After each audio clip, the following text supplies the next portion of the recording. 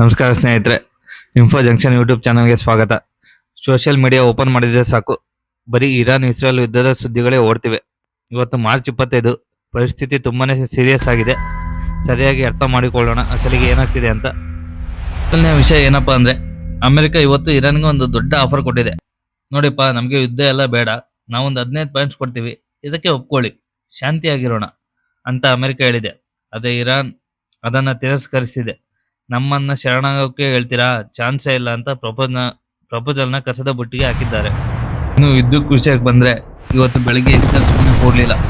ಇರಾನ್ನ ಒಂದು main missile factory ಮೇಲೆ ಬಾಂಬ್ ಹಾಕಿದ್ದಾರೆ. ಇತ್ತ ಇರಾನ್ ಕೂಡ ಸುಮ್ಮನೆ ಇಲ್ಲ.